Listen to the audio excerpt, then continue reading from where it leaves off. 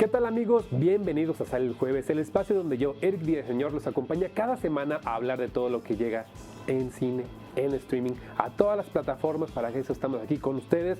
Esta semana tenemos un programa bastante cargadito. Como ya dijimos otra vez, no va a haber noticias porque como se acerca el fin de año, cada vez hay más películas que se van presentando en todas las plataformas, también llegan a las salas y pues no me da tiempo de ver todo o de hacer noticias, pero creo que les va a gustar este programa porque está muy variado. Hay desde películas de antihéroes, unas cosas muy serie B y raras, y una película muy esperada de Luca Guadagnino. Ya lo estaremos platicando. Antes de comenzar, quiero darle las gracias a Enlace 13 por prestarnos este hermoso espacio, ya saben, como cada semana, y las redes sociales van a estar apareciendo por aquí abajo, el número de WhatsApp 844-300-0013 para cualquier mensajito que quieran mandarnos y estaremos ahí platicando con ustedes. Y también, por favor, sigan las redes de Sale el Jueves, porque por ahí tenemos una conexión mucho más directa y estamos platicando mucho más frontalmente. Bueno, ¿qué les parece si ahora sí vamos con la primera de las tres sinopsis y reseñas de esta semana?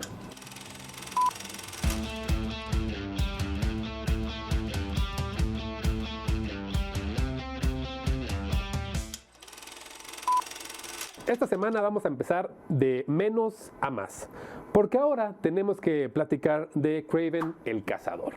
Esta película que se une al universo de los villanos o antihéroes de Spider-Man, pero sin Spider-Man. Universo que, por cierto, sonó durante la semana pasada y esta, que ya iba a ser cancelado por las millonarias pérdidas que han tenido todas las cintas, Venom, las tres partes, Madame Web, Morbius, ahora Kraven, pero que también sonó que siempre no, que Sony acaba de decir que no, que probablemente sí continúen, pero ahora con un tipo de reboot, y que en realidad nunca tuvieron la negativa de Marvel de usar Spider-Man, pero que ellos no quisieron. Entonces los planes a futuro podrían ser que sí lo vayan a usar y que vuelvan a presentarnos a estos villanos. Yo ya estoy un poco harto y cansado de que estas películas no incluyan a Spider-Man y que quieran contarnos historias de origen de 2 horas como esta película, pero que no sirven y no nos llevan a ningún lado. Eso es Kraven. Antes de comenzar, no les voy a decir que la vayan a ver o no a las salas de cine, pero solamente piensen que por algo se está estrenando en esta época del año en la que ya son vacaciones y mucha gente puede ir al cine, porque no pega por ningún lado. Vámonos con una rápida sinopsis de Kraven el Cazador. Contada en 2 tiempos, la cinta nos cuenta la historia de Sergei Kranivov, un joven que es entrenado por su padre para convertirse en un temible cazador. Todo cambiará cuando, luego del ataque de un león, Sergei obtenga los poderes que le otorgan fuerza y habilidades del mundo animal. Con el paso de los años, el joven comienza a meterse en problemas y a luchar con su pasado, hasta enfrentarse con su medio hermano, su padre y con Rhino, un misterioso villano que se transforma en rinoceronte. ¿Por qué hace esto Sony? De presentarnos una historia de origen, porque es lo que saben hacer con este tipo de cintas. Un guión escrito por 2 personas, Art Marcum y Matt Holloway, que si les digo el trabajo que han tenido, van a entender por qué tal vez esta historia o este guión no funciona de la mejor forma. Ellos estuvieron detrás de Hombres de Negro Internacional, la última adaptación que hicieron, la última parte, perdón, de Hombres de Negro, Transformers, El Último Caballero, la última parte de Transformers, y la primera de Iron Man. Los 2 escribieron las cintas que les acabo de mencionar porque llevan mucho tiempo trabajando juntos. Unas mejores que otras, probablemente Iron Man creo que es lo mejor, lo más rescatable que tienen, pero de ahí en fuera todo no es como que el gran guión o la gran historia que pueden llegar a contar. Además de que es innecesaria, porque es innecesaria, la historia no tiene un sentido de contarnos una historia más que hablarnos del origen. Pero ese es el problema, nos vendieron que la historia iba a ser como muy violenta y se pasa la primera media hora contándonos el pasado de este personaje. Un pasado que pudieron haber contado en 20 minutos o bien, si lo hubieran metido como un villano en Spider-Man, pudieron haberla contado en 10 minutos con un pequeño flashback o algo. Pero aquí lo alargan de forma que cansa y que la elipsis de tiempo que tiene la cinta lo hace muchísimo más extendida y aburrida. Creo que esa es la forma de definir este guión. Es un guión bastante aburrido. La manera en la que este guión mete los elementos mágicos, como la cura que tiene para que obtenga estos poderes, es un Deus ex machina. Dios lo hizo, un hechicero lo hizo y por eso tiene que suceder, porque si no, no hay historia. Ese es el problema, que los personajes obedecen estas reglas sin un sentido lógico para la historia. No tiene que tener lógica para el mundo exterior, tiene que tener lógica para la historia y no lo guarda, no lo tiene. Y es el gran bache que tiene el guión. Lamentablemente a eso tenemos que agregarle las actuaciones. Unas actuaciones que tienen un elenco un poco desconocido, pero vamos a hablar de los más grandes. Aaron Taylor Johnson, Russell Crowe y Ariana DeBose, o DeBose. No tiene tilde, pero no sé si es DeBose o DeBose.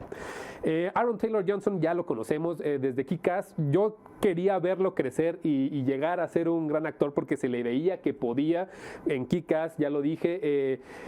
Parecía que iba a ser como la gran promesa y poco a poco nos ha demostrado que esa promesa no está llevando tampoco a un gran puerto. Se dice que él podría ser el nuevo 007, también sonó su nombre por ahí, pero creo que ha demostrado que solamente sabe hacer papeles pequeños, salvo Kick-Ass. En Kick-Ass a mí me encanta lo que hace, pero aquí no. Solamente es un hombre guapo, musculoso, que no tiene un gran avance y que todos los papeles que hace los hace muy parecidos. Recordemos que él también estuvo en la era de Ultron, o en una de estas de Avengers, no recuerdo exactamente en cuál, y era Quicksilver. Aquí es muy parecido lo que hace, solamente que con más músculos. El que sorprende, y sorprende para mal, es Russell Crowe. ¿Por qué Russell Crowe aceptó hacer este tipo de películas? No sabemos. También recordemos que hace un par de años vimos una que se llamaba El Exorcismo o algo así, El Exorcismo del Papa, no recuerdo muy bien cómo se llamaba, y poco a poco ha demostrado que va a la baja en la forma en la que elige, o cuando sus agentes eligen este tipo de cintas. Nos vamos con la dirección, porque es el otro gran problema de J.C. Chandor.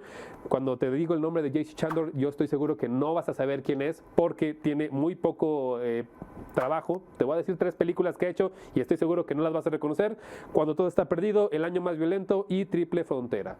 ¿Las has visto? No, yo tampoco. No sé quién es J.C. Chandor. Y el problema es que esta dirección es una dirección estadounidense de hamburguesa. ¿A qué me refiero de hamburguesa? Está haciendo comida rápida.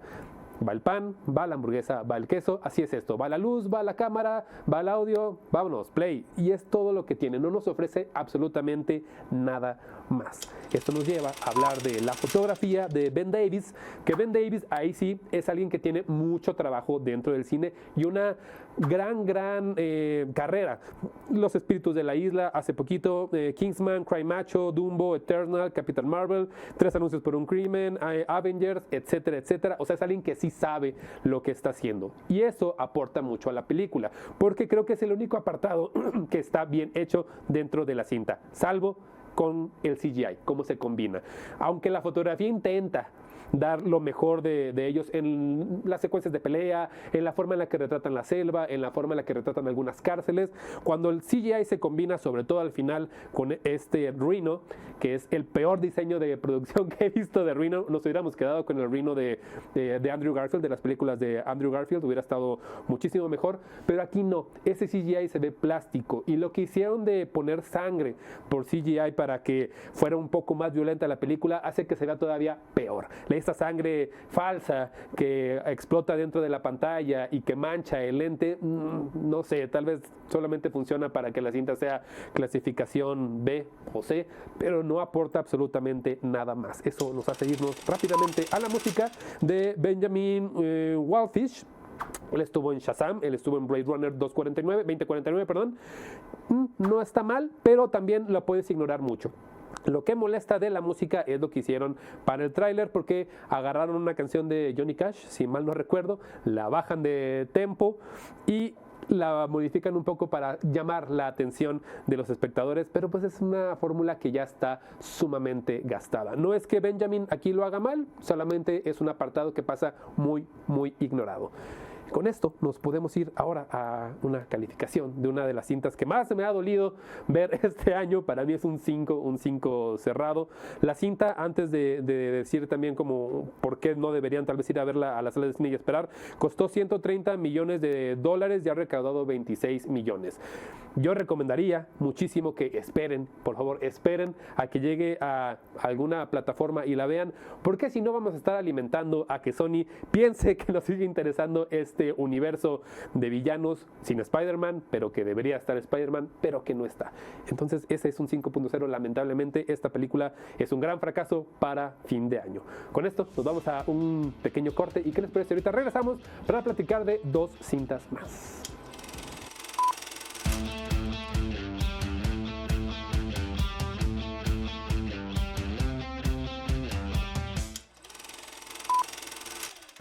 Y estamos de regreso aquí en Sale el Jueves, porque ahora tenemos que platicar de una película que llegó a algunas salas de cine hace muchísimo tiempo, hace muchísimos meses, que por fin yo puedo ver que ya está en plataformas y que hasta la misma directora ha dicho que si tienes la oportunidad de piratearla, lo hagas. ¿Por qué? Porque en muy pocas salas de cine la pusieron. Estamos hablando de I Saw the TV Glow, una gran película de Jane, voy a decir su nombre leyéndolo, disculpen, Jane Schoenburg, no sé cómo se dice, directora que hace un cine completamente distinto. Su primer película se llamaba Todos vamos a la Feria del Mundo o We're All Going to the World's Fair.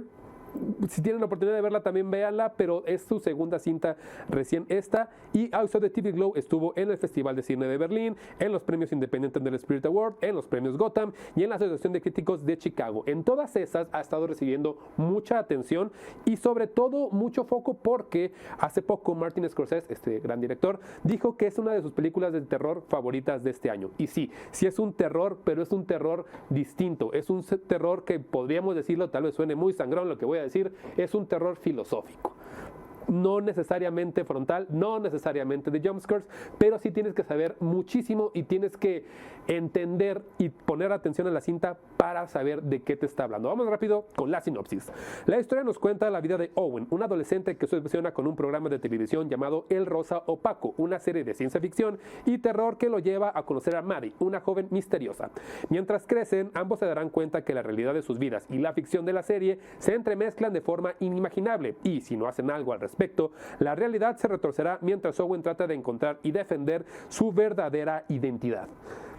Yo sé que lo que les acabo de decir con esta pequeña sinopsis es un poco extraño y sí lo es, pero es una película y un guión coming of age. Sabemos que estas películas nos muestran cómo un personaje crece desde chico hasta cierta parte de su vida y que son lineales, o sea, esta forma de contar una historia va avanzando en línea, pero aquí es una historia que tiene, como ya dijimos, muchísimas referencias, subtramas y cosas que sugieren, pero que no son obvias. Si bien la historia avanza de forma lineal, hay saltos temporales grandes, pero muy bien justificados, sobre todo en la forma en la que estos personajes crecen y cómo no son.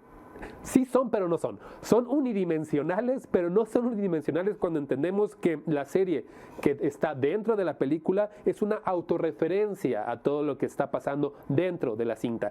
Es de estas cintas autorreferenciales y hacer una cinta autorreferencial no es nada sencillo, porque estamos hablando que tenemos que poner ciertos parámetros que el público no conoce y que a partir de esos tenemos que volver a repetirlos para que por fin tengamos una historia redonda. Y es lo que tiene esta historia. Una historia redonda que también habla un poco de la disforia, cuando ya le pones atención, que la disforia es este odio o rechazo, no odio, rechazo a tu cuerpo cuando no te sientes identificado con tu mismo género. Habla de eso de una forma muy escondida. Y como estas referencias que tiene hacen que llegue muchísimo más lejos. Por referencia les voy a mencionar algunas cuantas. Tiene muchas referencias a los Smashing Pumpkins en unas partes de la cinta. No les voy a decir exactamente cuáles, pero también a Melancolía de Lars von Trier, a Donnie Darko muchísimo, un poco a Euphoria y Skins también. Pero es una película muchísimo más lo-fi, con miedo, terror existencialista y que estas ideas que esconde con todas estas referencias, si en verdad le pones atención, vas a ver que el dolor, la depresión y toda la metaficción nos va a llevar a un punto incómodo. Cuando yo vi Donnie Darko hace mucho tiempo, me hizo sentir bastante incómodo. Y esta película, I Saw the TV Glow, me vuelve a hacer sentir esto y creo que es el Donnie Darko de esta nueva generación. Es ese guión lo que tiene como lo maravilloso.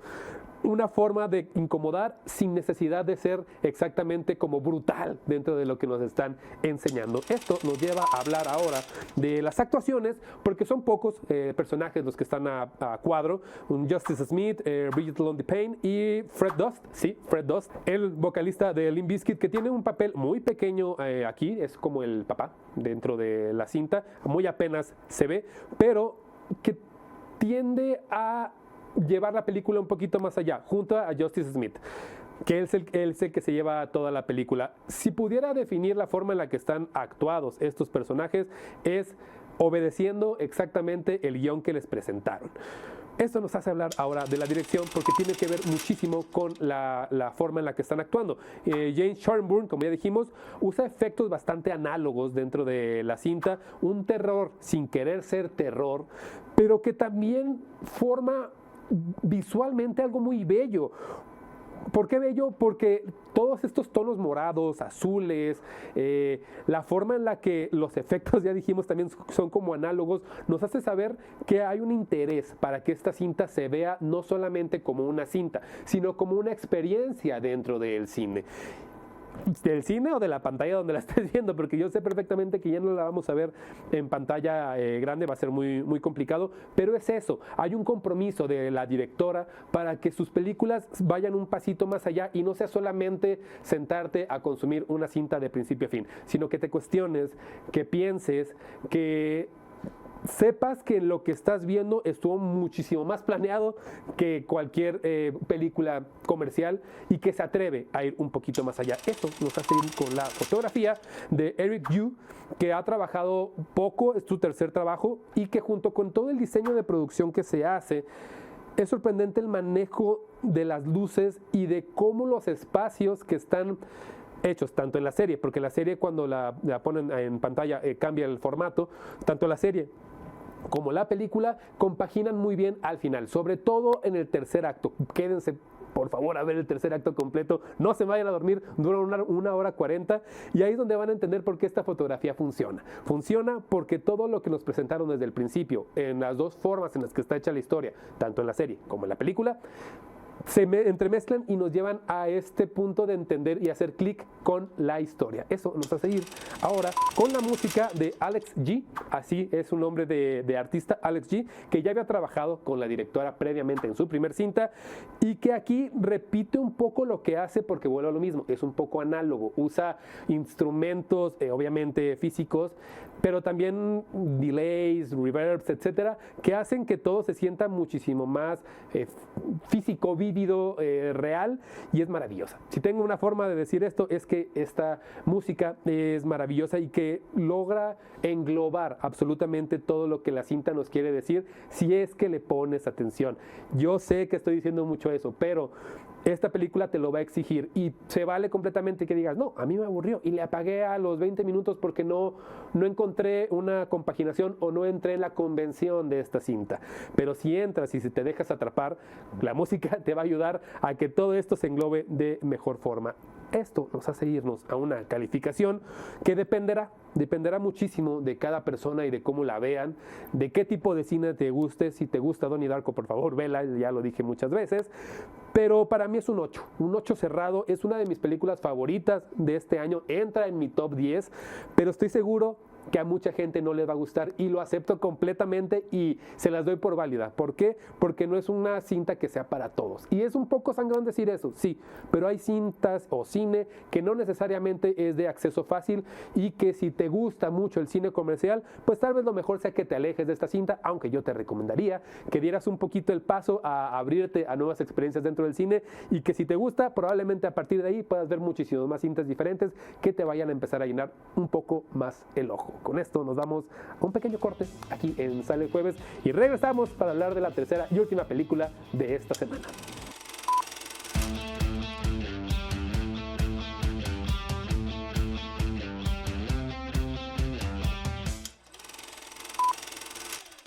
Estamos de regreso aquí en Sale el Jueves porque ahora tenemos que hablar de Queer, la nueva cinta de Luca Guadagnino. Un Luca Guadagnino que ha trabajado muchísimo y este año presenta dos cintas, presentado a principios del año Challengers, una de mis películas favoritas también del año, y ahora presenta Queer, una propuesta completamente diferente. Antes de hablar, hay que estar seguros de que este director nunca va a dejar de hacer lo que siempre hace. Con cada cinta, al menos con Call Me By Your Name, y la que ya dijimos, Bones and All también, el Challengers, salvo tal vez Suspiria, que es el remake este que le hizo a Dario Argento, con todas las cintas sabe retratar las relaciones humanas y lo más profundo de estas mismas y cómo llegan a diferentes puntos y afectan diferentes ámbitos. Las relaciones humanas terminan por pegarle a todo, al trabajo, a la forma en la que te relacionas con tu familia, etc. Y este director es experto en demostrar cómo con diferentes historias sabe hacerlo. Aquí lo hace muy bien adaptando la novela de William Burroughs, que es un poco autobiográfica de este autor estadounidense, ya fallecido, y que ha sido muy galardonada en la temporada de premios esta película, pero que al final también creo que no es lo mejor que ha hecho el director. De hecho, de entrada se los digo, creo que es su trabajo más pobre. Y no digo pobre porque esté mal hecho, creo que más pobre a diferencia de sus otras cintas.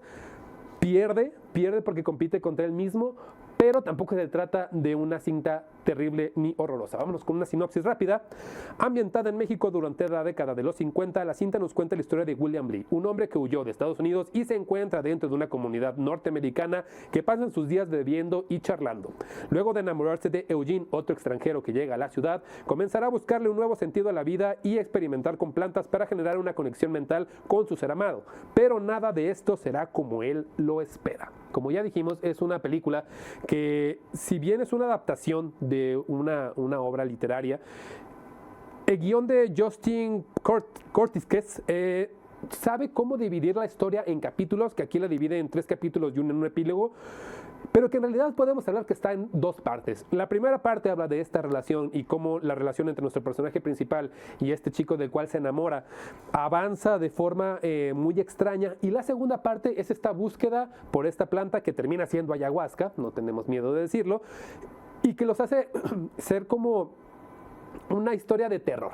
Ahí se transforma en una historia de terror que, si bien es un poco de amor y terror, no termina por cuajar porque no sabemos de qué nos está hablando exactamente. Esta historia sí está centrada en México, pero el guión no logra escapar de todos los clichés habidos y por haber dentro de la cultura mexicana. Al contrario, lo refuerza, y lo refuerza tanto en el diseño de producción, el arte y hasta un poquito en las apariencias de cada uno de los personajes, aunque son estadounidenses viviendo en México. La historia, como ya dijimos, sí se torna un poco escalofriante y terrorífica al tercer acto, pero tienes que esperarlo y descubrirlo con paciencia. Este es el problema del guión. Los primeros 2 actos te piden una paciencia abrumadora, la cual descansa afortunadamente en la manera en la que están hechos los diálogos, porque los personajes saben cómo encarar estos diálogos y ofrecernos cosas enternecedoras que digamos, ok, tal vez me gustaría estar ahí y saber cómo está sucediendo esta relación. Al final, este guión es una historia de amor que no termina de definirse del todo hasta el tercer acto, como ya dijimos. Entonces, ¿qué es este guión? Eso, una historia que, si vas pensando en que vas a ver lo mismo que Luca Guadagnino ha hecho en otras películas, pero ahora con un nuevo tratamiento, sí lo vas a encontrar. Pero si piensas que vas, no sé, a ver algo más psicodélico, onírico, sí hay un poco, pero por favor ten paciencia. Eso nos hace ir ahora con las actuaciones, que vamos a hablar solamente de las 3 personas que salen muchísimo más a cuadro: Daniel Craig como William Lee, Drew Starkey y Jason Schwartzman. Vamos a hablar sobre todo de Daniel Craig, que se dice que él aceptó este papel para despegarse un poquito de su papel dentro de 007. ¿Por qué? Porque es completamente lo contrario a lo que podría ser un macho inspector o espía que ahí va haciendo de las suyas por el mundo y enamorando mujeres. Aquí es todo lo contrario. Y eso es algo que se le agradece muchísimo a Daniel Craig. La forma en la que se atrevió a entrarle a este papel sin nada de miedo y de una forma muy frontal, y que lo hace bien. Llena la pantalla bien, te cae bien. Él lleva toda la película. Lamentablemente, el personaje, el que está interpretado por Henry Zaga, él sí cae un poquito más, no, de Drew Starkey, perdón, el papel de Drew Starkey es el que cae un poquito mal dentro de la historia porque quiebra la forma en la que le está contando la historia nuestro personaje William Lee. No es que esté mal, solamente quiebra la historia. Esto nos hace irnos ahora con la dirección de Luca Guadagnino, porque aquí comenzamos con los problemas. Las decisiones creativas no son las más acertadas dentro de la cinta. El diseño de producción, ya dijimos, está ambientado en México en los 50, pero al ser mexicano es burdo. ¿Por qué es burdo? Porque todo es como plástico, clichesco. Si bien la historia avanza dentro de este contexto, podría ser cualquier espacio y me daría igual. Podría ser Nueva York, podría ser Perú, podría ser Colombia, podría ser donde sea. Entiendo que quieren que sepamos que es México. Y no es spoiler, hay una escena de las primeras escenas, está en un bar y en una mesa, porque sí, hay una Virgencita de Guadalupe puesta. ¿Por qué? Porque es México, todos veneran a la Virgen de Guadalupe. ¿Por qué? Porque es el cliché. Así es. Y todo mejora así cuando salen de este contexto mexicano, pero no brilla tal cual. ¿Por qué? Porque los sets son demasiado obvios, tanto dentro como fuera de México, que por cierto, no está grabada en México la película. Y también falla porque dentro de estas escenas que hay en México, de repente ponen periódicos en inglés y luego cambian a español y al mismo tiempo ponen letreros de alto o etcétera, señalética de las calles, pero cambia de inglés a español sin mucho sentido y eso hace que se sienta no cuidada la historia. Y lo peor de todo son los anacronismos que meten con música. Hay canciones que meten en la segunda escena, una canción de Nirvana, Come As You Are, que se entiende por qué lo están metiendo, pero lamentablemente no aporta a la historia, al contrario, me desconecta muchísimo, aunque sí tengo que aceptar que el cover de All Apologies hecho por la difunta Sinead O'Connor está muy bien, está muy bonito, aunque también es un anacronismo. ¿Por qué? Porque no tiene nada que ver con la historia y esa es con la que abre la película. Estas decisiones creativas son las que yo digo, Luca, ¿por qué hiciste eso? Tal vez no fue la mejor decisión que pudiste haber tomado, aunque entiendo que era una propuesta. Querían hacer una propuesta diferente y se atrevieron. Tal vez no les salió, tal vez para gente fuera de nuestras latitudes, fuera de México, lo acepten y digan, ah, qué bonita película, pero uno como mexicano no lo ve de la mejor forma. Eso nos hace irnos a la fotografía, porque va muy pegado con este diseño de producción voy a leer el nombre porque está un poco complicado, Sayonbu Mokendorprum, o algo así. Él estuvo detrás de Challengers, Call Me By Your Name, Suspiria, La Trampa, 13 vidas, o sea, tiene muchísimo trabajo. Él hace que toda esta plasticidad dentro de la producción y del arte no se sienta tanto, pero lamentablemente no acaba de ser como el punto mediador, no, o sea, lo intenta, pero no, hace que todo sea muy bello, pero al final sigue siendo muy plástico. Vuelvo a lo mismo, tal vez la propuesta diferente hace que la historia sea un poco más interesante, pero no cuaja de la mejor forma. Y con esto nos vamos al apartado que para mí fue el favorito, porque la música está hecho por el grandísimo Trent Reznor. Grandísimo compositor, vocalista de los Nine Inch Nails, un genio musical para mí, en verdad creo que es uno de los mejores compositores actualmente. Él ya había trabajado con Luca Guadagnino, trabajó en Challengers hace poco, trabajó en Call Me By Your Name, acuérdense que también trabajó en la película esta de Soul, la de Pixar, y que aquí vuelve a hacerlo bien. Sabe cómo poner música para que la historia avance y sobre todo, volvemos a lo mismo, en el tercer acto cuando todo es un poco más psicodélico, ahí entra Trent Reznor con esta forma de hacer su música un poco terrorífica que rompe, pero que atrapa muchísimo al espectador. Entonces ese es mi apartado favorito y si la calificación que le voy a dar es sobre todo por Trent Reznor. Antes de irnos quiero decir que se agradece que Luca Guadagnino haya hecho dos películas sumamente diferentes y que nos demuestre que sabe cómo abordar diferentes temas dentro del cine. Si me preguntan, Challengers es muchísimo más superior que Queer, y Bones and All del año antepasado es sumamente superior a estas dos. Pero ya estaremos viendo qué sucede, porque al parecer en la temporada de premios a la que le van a poner atención obviamente es a Challengers. Para mí esta cinta Queer es un 7.0 cerrado. Entendería que mucha gente también no le guste, sobre todo en el contexto mexicano, pero creo que sí hay que darle la oportunidad, porque también es un cine diferente, es un cine de propuesta y que no necesariamente es tan plástico como otras propuestas que hemos visto este año. Con esto terminamos ahora. Sale el jueves. Muchísimas gracias a todos ustedes por vernos. hasta el final de este capítulo. Es un gusto, como siempre, estar aquí con ustedes. Ya saben, las redes de Enlace 13 van a aparecer por aquí abajo, pueden encontrarlos en absolutamente todas, y también en el WhatsApp 844-300-0013, mándenos un mensajito, por ahí los vamos a estar leyendo y también les estarán contestando ahí mis compañeros o yo en algún momento. Y las redes de Sale el Jueves también, no sé si van a estar apareciendo por aquí abajo, pero búsquenlas, sobre todo en YouTube, porque por ahí tendremos muchísima más conversación. Esto es todo por esta semana. Muchísimas gracias a mis compañeros por hacer realidad este programa. ¿Y qué les parece si ustedes y yo nos vemos por acá el próximo jueves?